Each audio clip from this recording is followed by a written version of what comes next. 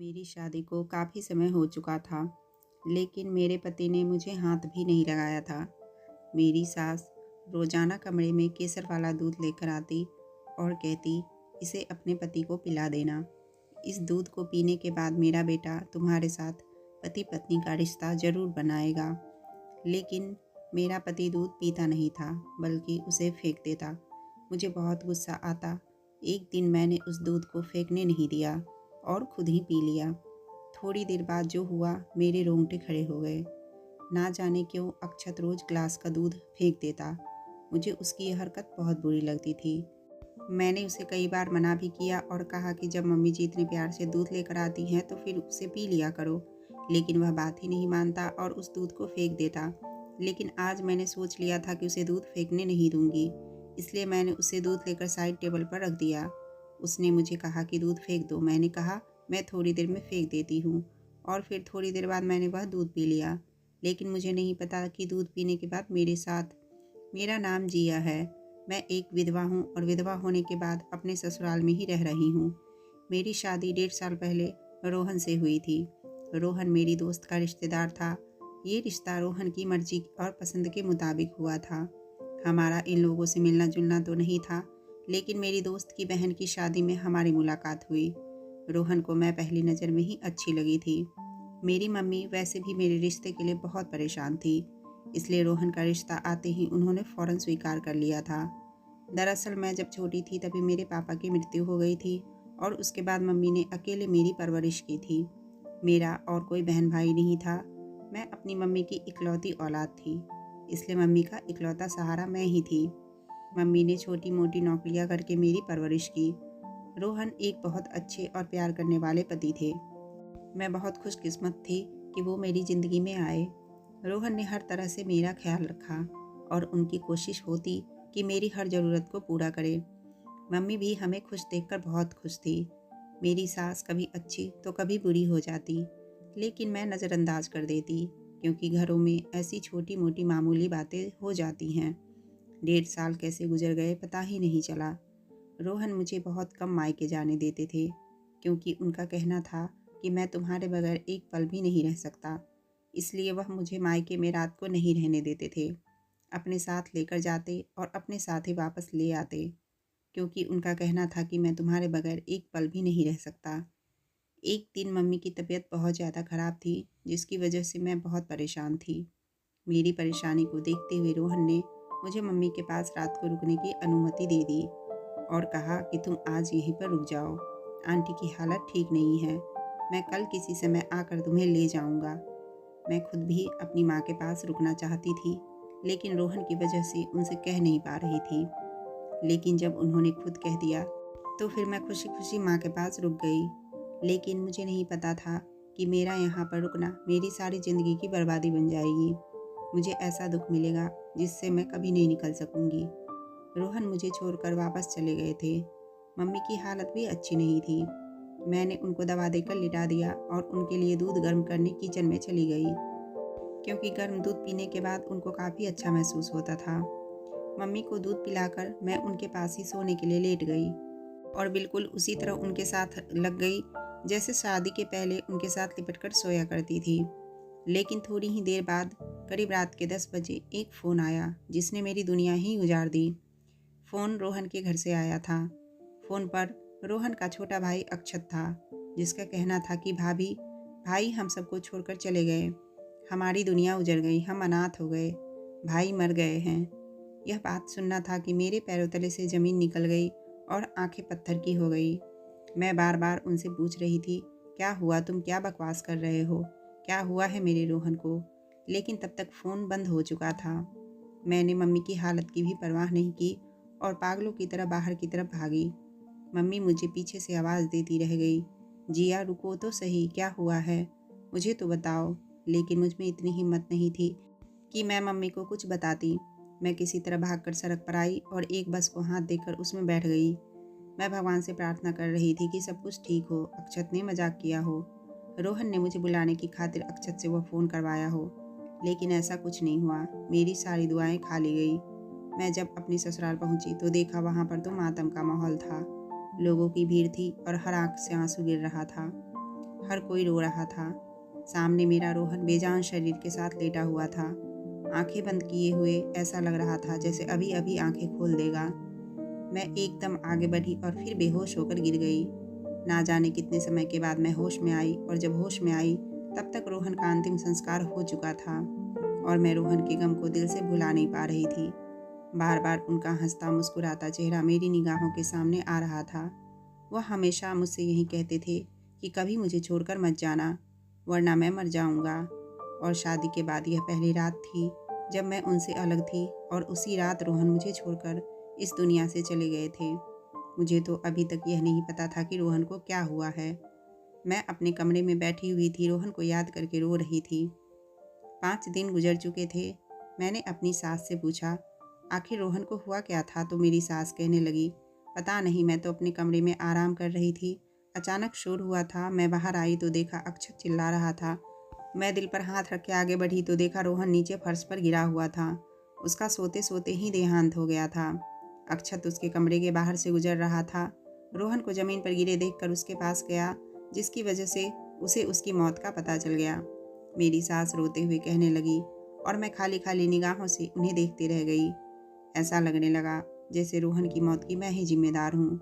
अगर उस रात मैं उनके पास होती तो शायद वह इस तरह तड़प तड़प कर अपनी जान ना देता। पता नहीं उसके साथ क्या हुआ था। कोई भी तो उसके पास उसकी मदद के लिए नहीं था। काश उस रात मैं उसके पास होती। अच्छा भला जवान, स्मार्ट और सेहतमंद इंसान कैसे एकदम मौत की नींद सो सकता था। मेरे दिल को किसी भी तरह चैन नहीं आ रहा था। मेरा तो कोई सहारा भी नहीं था। रोहन की कोई निशानी नहीं थी जिसके साथ लगकर मेरा दिल बहल जाता। रोहन को गए 2 महीने हो गए थे।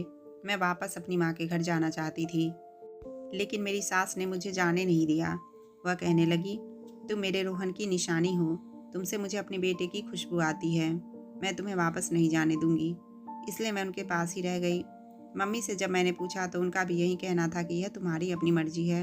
अगर तुम अपनी ससुराल में रहना चाहो तब मुझे कोई ऐतराज़ नहीं, लेकिन अगर तुम वापस भी आना चाहो तब भी मुझे कोई ऐतराज़ नहीं, बल्कि खुशी होगी। फिर मैंने ससुराल में रहने का ही फैसला कर लिया। लेकिन कुछ समय बाद मम्मी की हालत बहुत ख़राब हो गई, तो मैं वापस अपनी माँ के पास चली आई। अचानक एक दिन मेरी सास घर पर चली आई और मेरे साथ लगकर खूब रोने लगी। मेरा जख्म फिर से ताज़ा हो गया। कुछ देर बैठने के बाद उन्होंने अपने आने की वजह बताई, जिसे सुनकर मैं और मेरी मम्मी शॉक्ड रह गए। हम एक दूसरे की शक्ल देखते रहे। मेरी सास के आने का कारण जानकर मम्मी खामोश हो गई और कहने लगी, मैं यह फैसला अकेले नहीं कर सकती, इसलिए मुझे जिया से पूछना पड़ेगा। अगर उसकी मर्जी हुई तो मैं आपको हाँ में जवाब दे दूंगी, वरना फिर आप गुस्सा मत कीजिएगा। मेरी मम्मी ने नरमी से बात करके उन्हें समझा दिया। तो मेरी सास के जाने के बाद मम्मी ने मुझसे इस रिश्ते के बारे में राय जानना चाहा, तो मैंने साफ तौर पर मना कर दिया और कहा कि मैं रोहन के साथ बेवफाई नहीं कर सकती। मुझे अक्षत से शादी नहीं करनी है, इसलिए आप उनको साफ साफ मना कर दे। उस घर में मैं रोहन की दुल्हन बनकर गई थी, और अब दोबारा उसी घर में अक्षत की दुल्हन बनकर जाऊं, यह मुझे गवारा नहीं। मम्मी ने मेरा फैसला मेरी सास तक पहुंचा दिया, लेकिन मेरी सास ने तो यह इनकार जैसे दिल पे ले लिया और बिस्तर से लग गई। उनकी तबीयत खराब हो गई और वह बार बार मुझे बुलाने लगी। अक्षत ने मुझे फ़ोन करके मेरी सास की हालत के बारे में बताया और कहा कि आप बस एक बार आ जाइए, मम्मी की हालत बहुत ख़राब है और वह बार बार आपको पुकार रही हैं। आप एक बार आ जाएंगी तो शायद उनका दिल बहल जाएगा और वह आपके इनकार के सदमे से बाहर निकल सकेंगी।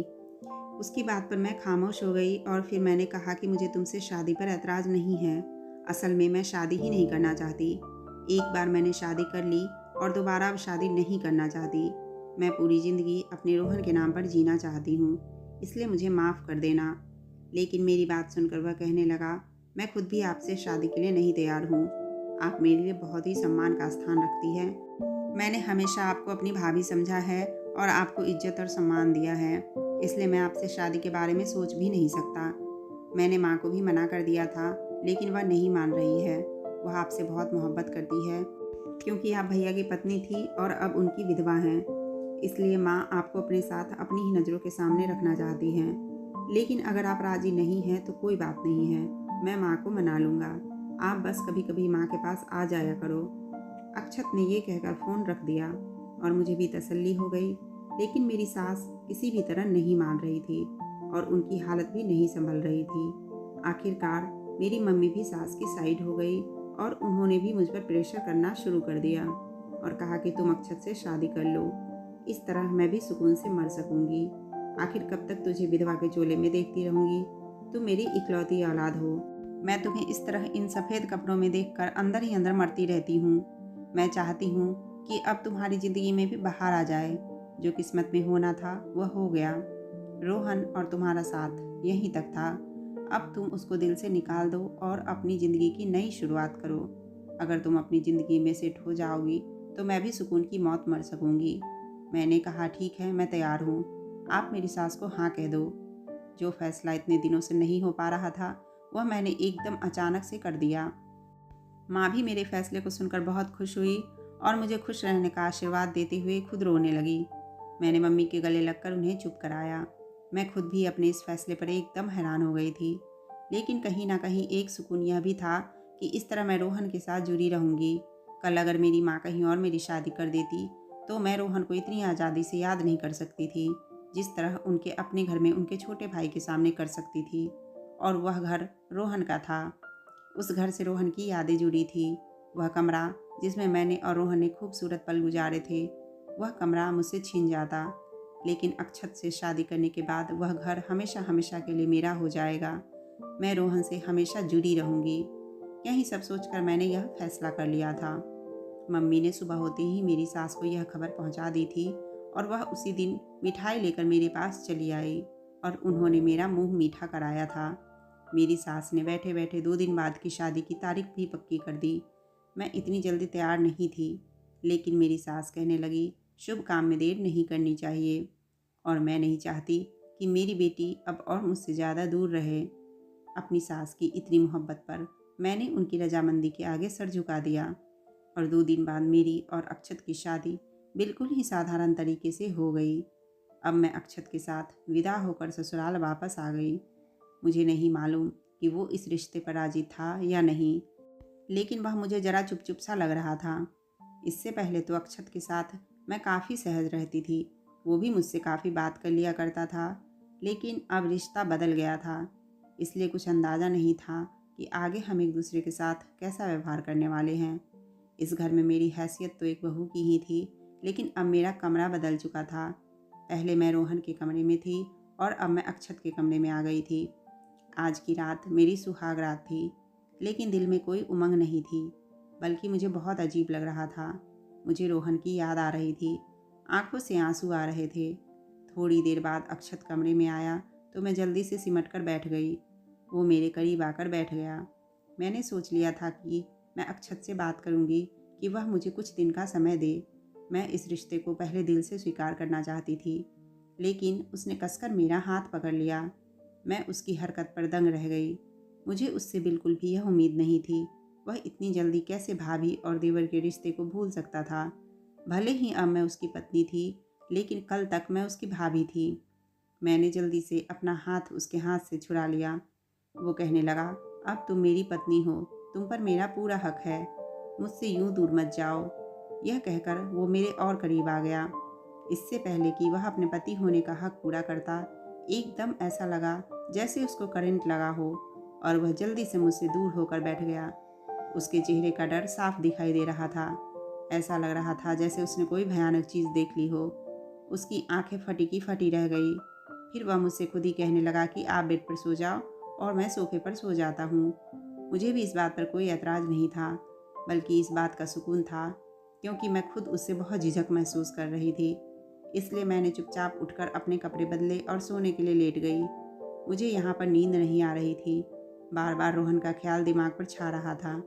ऐसा लग रहा था कि जैसे मैंने रोहन से बेवफाई की है और वह मुझसे शिकायत कर रहे हैं। मैं ख्यालों ही ख्यालों में उनसे माफ़ी मांग रही थी। अक्षत तो ना जाने कब का सोफे पर सो चुका था, लेकिन मेरी आंखों से नींद कोसों दूर थी और फिर ना जाने किस समय मेरी आंख लग गई।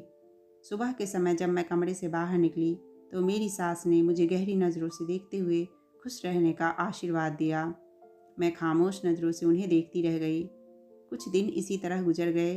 एक दिन मेरी सास मुझसे कहने लगी, बेटा, अक्षत तुम्हारे साथ अच्छे से तो रहता है ना? मैंने कहा कि मम्मी सब ठीक है। तो कहने लगी, क्या तुम दोनों के बीच पति पत्नी वाला संबंध बना है या नहीं? अपनी सास की बात सुनकर मैं शर्म से पानी पानी हो गई और सर झुका लिया। मेरी सास भी जैसे समझ गई और कहने लगी, तुम चिंता मत करो, अक्षत तुम्हारी तरफ जरूर झुकेगा। दरअसल वह इस रिश्ते पर राजी ही नहीं था। मैंने उसको शादी करने के लिए राजी किया, लेकिन वह ज़रूर तुम्हारी तरफ आएगा और तुम्हें एक अच्छे और सच्चे पति जैसी मोहब्बत देगा। मैंने अपनी सास की बात सुनकर सर झुका दिया। अक्षत और मेरी शादी को 1 महीना गुजर गया, लेकिन शादी की पहली रात अक्षत जो बेकरारी से मेरे पास आया था, अब वह बेकरारी खत्म हो चुकी थी। अब वो मेरे करीब नहीं आता था, वह मुझसे दूर दूर रहता था। ऐसा लगता था कि जैसे वह मेरे करीब तो आना चाहता है, लेकिन पता नहीं उसे कोई चीज़ रोक रही हो। उसकी हालत अब मुझे अजीब सी लगने लगी थी।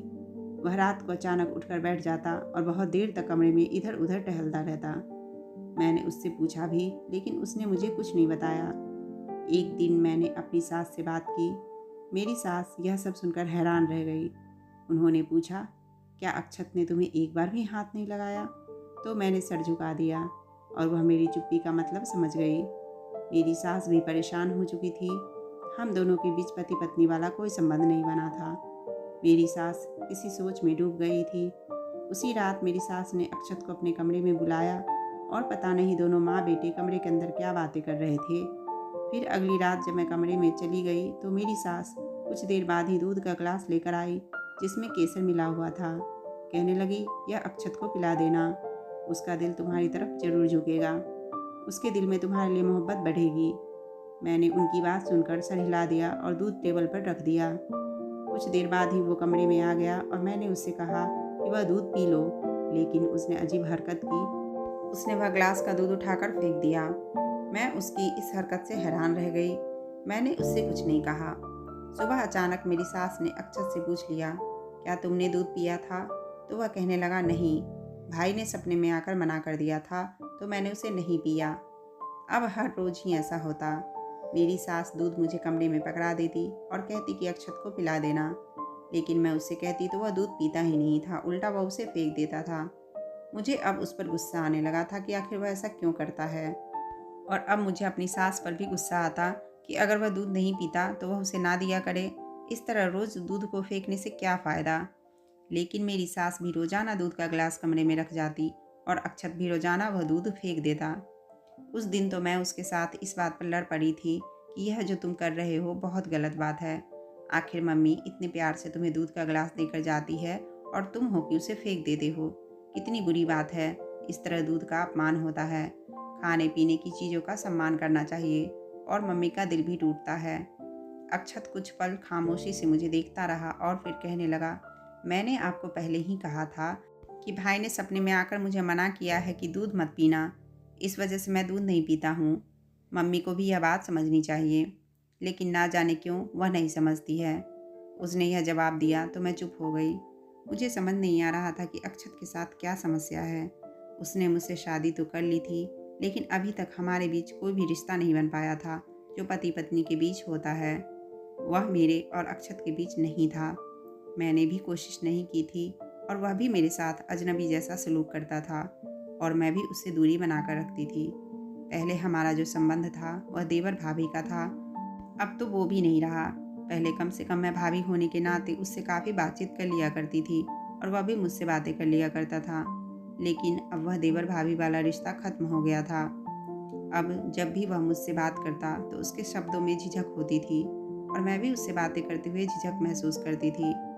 उन्हीं दिनों अचानक से मेरी मम्मी की तबीयत खराब हो गई और मैं मम्मी के पास आ गई।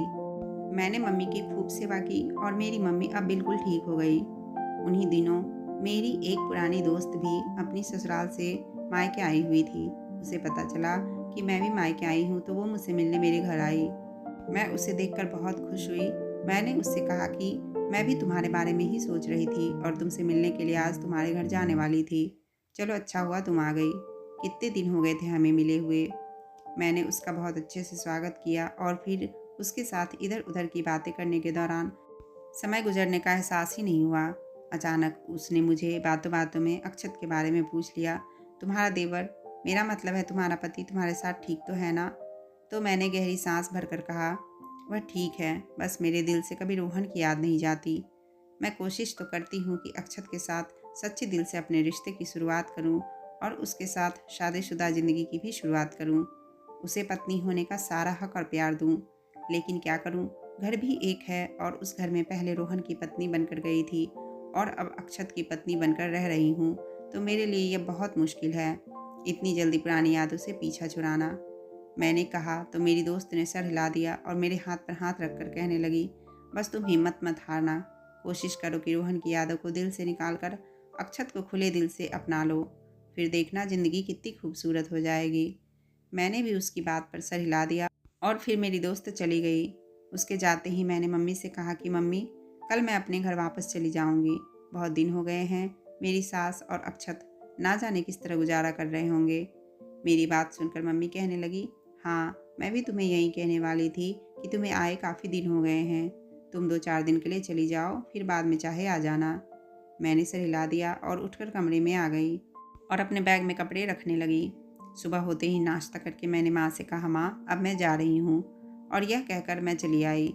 मेरी सास मुझे देखकर बहुत खुश हुई और कहने लगी, मैं तुम्हें बहुत याद कर रही थी और कह रही थी इतने दिन हो गए हैं मेरी बेटी घर वापस नहीं आई। अच्छा हुआ तुम खुद ही आ गई। शाम को जब अक्षत घर आया तो उसने मुझे देखा तो एकदम से ठिठक कर रुक गया, जैसे कुछ कहते कहते रुक गया हो। फिर वह कमरे में चला गया।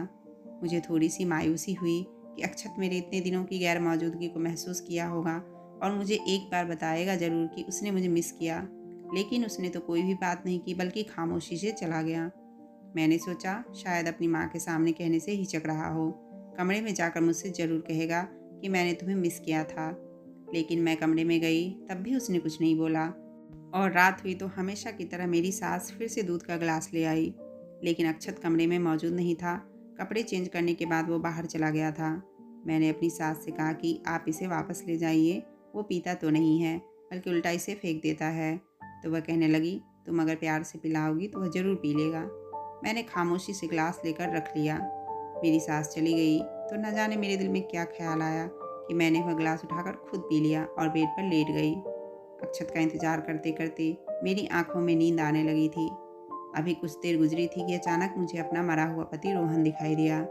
रोहन कमरे में आए और वह मुझसे कह रहे थे कि अगर तुम्हें अपनी जान प्यारी है तो यहाँ से चली जाओ, यहाँ पर मत रहो, यहाँ तुम्हारी जान को खतरा है। वह चिल्ला चिल्ला कर मुझसे यही कह रहे थे। मैं एक झटके से उठ बैठी और अपने आसपास नज़र घुमाकर देखने लगी, लेकिन रोहन वहाँ कहीं पर भी नहीं थे। इसका मतलब वह मेरा सपना था, लेकिन सपने में आकर रोहन मुझे इस घर से भागने के लिए क्यों कह रहे थे। मैं एकदम उठकर बाहर की तरफ भागी। मेरी सास ने मुझे बाहर की तरफ आते देखा तो परेशानी से पूछने लगी, क्या हुआ बेटा, सब ठीक है ना? मैंने सास से कहा, वह कमरे में रोहन, यहाँ पर, कमरे की तरफ इशारा करते हुए कहा। तो मेरी सास खुद भी डर गई और एकदम उठकर कमरे की तरफ गई। लेकिन वहाँ से वापस आने के बाद वह कहने लगी कि यहाँ पर तो कोई नहीं है, कमरा बिल्कुल खाली है, तुम्हें ज़रूर कोई गलतफहमी हुई है। मैं अपना सर दोनों हाथों से थाम कर बैठ गई और कहने लगी, नहीं, रोहन आए थे, मैंने अपनी आंखों से देखा था और वो मुझे कह रहे थे कि अगर तुम्हें जान प्यारी है तो यहाँ से चली जाओ। मैं इसका मतलब नहीं समझी। ये कहकर मैं रोने लगी। मेरी बात सुनकर मेरी सास का चेहरा एकदम से सफ़ेद पड़ गया और वह मुझे देखते ही ज़मीन पर गिर सी गई। अपनी सास का यह अंदाज मुझे कुछ अलग अलग सा लगा, इसलिए मैंने उनसे पूछा, क्या हुआ है मम्मी, आप क्यों परेशान हो गई हैं? मेरी बात पर मेरी सास की आंखों से आंसू बहने लगे और वह फिर ज़ोर ज़ोर से रोने लगी। अब मैं बहुत ज़्यादा परेशान हो चुकी थी। कुछ देर बाद मेरी सास रो रो कर थक गई तो फिर कहने लगी, कुछ नहीं बेटा, बस यूं ही मेरा दिल भर आया था। लेकिन मैंने अपनी सास से कहा कि मम्मी जी, यूं ही दिल नहीं भर जाता, बल्कि ज़रूर कोई ना कोई बात है। आपको मेरी कसम, मुझे सच बताइए, आखिर क्या बात है? मैंने अपनी कसम देकर अपनी सास को मजबूर कर दिया तो कुछ पल खामोश रहने के बाद वह कहने लगी, बेटा, मैं तुमसे जो भी कहूँगी बिल्कुल सच कहूँगी, इसलिए तुम सच को स्वीकार करना और हो सके तो मुझे और अक्षत को माफ़ कर देना। मेरी सास ने कहा तो मैं उनकी तरफ उलझन भरी निगाहों से देखने लगी। मेरी सास कहने लगी, यह बात उस दिन से शुरू होती है जिस दिन मैंने और रोहन ने तुम्हें पहली बार देखा और अक्षत ने भी तुम्हें उसी दिन देखा था। मुझे तुम रोहन के लिए बहुत पसंद आई थी। मैंने घर आकर जब रोहन से इस रिश्ते की बात की तो वह खुशी से खिल उठा, लेकिन अक्षत को भी तुम अच्छी लगी थी और उसने तुम्हें अपनाने का फैसला कर बैठा था। वह मुझसे तुम्हारे बारे में बात करना ही चाहता था, लेकिन इससे पहले मैंने रोहन के लिए तुम्हें पसंद कर लिया। अक्षत ने दोबारा से यह बात फिर मुझसे नहीं की और खामोश हो गया। उसने दिल ही दिल में अपनी मोहब्बत दबा ली थी। उसका ख्याल था कि शायद समय गुजरने के साथ यह बात खुद खत्म हो जाएगी। लेकिन जब तुम शादी करके हमारे घर आ गई तो हर समय उसकी निगाहों के सामने रहने लगी तो अक्षत की प्यासी नज़रें तुम्हारे चेहरे को देखती रहती और तुम इस बात से बेखबर थी। इसलिए मैंने जब महसूस किया कि अक्षत तुम्हें अब भी पसंद करता है तो मैंने उसे बहुत डांटा और बुरा भला कहा। उसे समझाया कि अब यह ख्याल दिल से निकाल दो, क्योंकि जिया अब तुम्हारी भाभी बन चुकी है और उसकी तरफ इन नज़रों से मत देखो, बल्कि उसे सम्मान की नज़रों से देखो। लेकिन अक्षत मुझसे बहुत लड़ा और कहने लगा, बचपन से ही जब भी कोई चीज़ अच्छी होती है आप हमेशा भाई को दे देती हो और अब भी आपने ऐसा ही किया है। मेरे साथ मेरे दिल की खुशी, मेरी मोहब्बत आपने उठाकर भाई की गोद में डाल दी है। मैं यह बात कैसे भुला दूँ? उसके दिल में पनपते हुए यह बगावत के जज्बे मुझे खतरे की घंटी लग रही थी, लेकिन फिर भी मैं उसे समझाती रहती थी। अब वो ज़्यादातर खामोश रहने लगा था, लेकिन फिर भी मुझे उससे डर लगता। और एक दिन जब तुम अपने मायके गई हुई थी तब अक्षत और रोहन के बीच में तुम्हारे कारण झगड़ा हुआ था।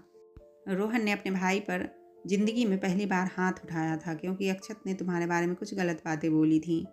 लेकिन रोहन ने जब अक्षत पर हाथ उठाया तो अक्षत बदले की आग में अंधा हो गया और उसने बिल्कुल भी नहीं देखा कि उसके सामने उसका बड़ा भाई खड़ा है। उसने गला दबाकर अपने भाई को मार दिया। मैं अक्षत को रोकती रही, लेकिन उसने मेरी एक ना सुनी। उसने मुझे धक्का दे दिया और एक भाई के हाथ दूसरे भाई का कत्ल हो गया। मैं एक बेटा खो चुकी थी और दूसरा बेटा खोना नहीं चाहती थी, इसलिए सबसे यही कहा कि रोहन की मौत अचानक ही सोते हुए हो गई है।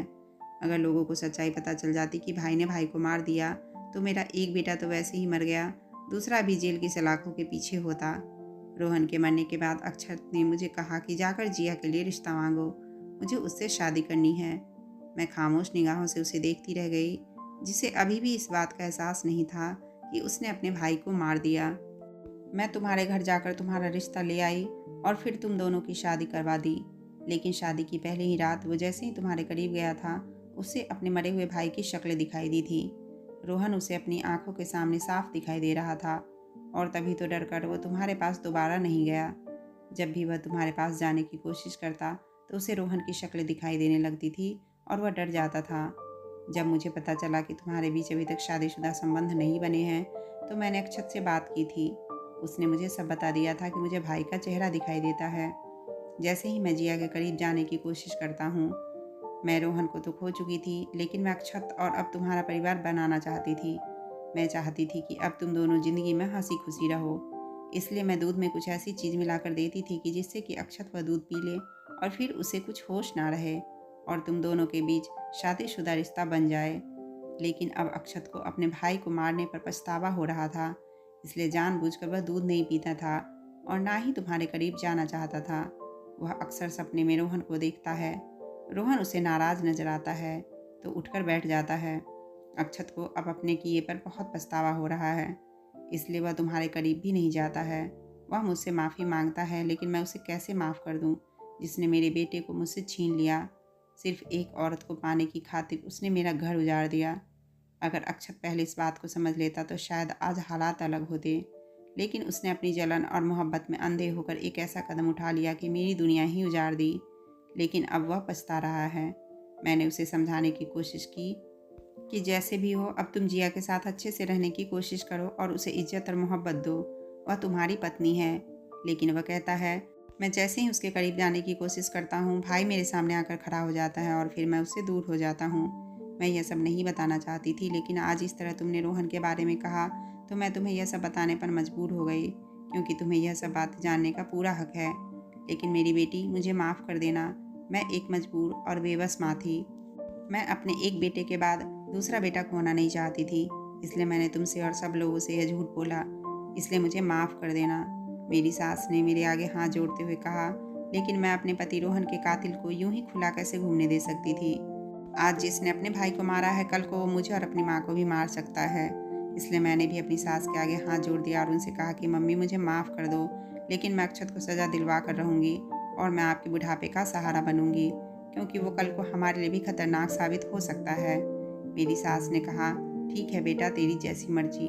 अक्षत अब जेल की सलाखों के पीछे है, उसे अपने किए की सज़ा मिल चुकी है। कहानी अगर अच्छी लगी तो लाइक करें और चैनल पर नए आए हो तो प्लीज़ चैनल को सब्सक्राइब कर दें। वीडियो देखने के लिए आपका बहुत बहुत धन्यवाद।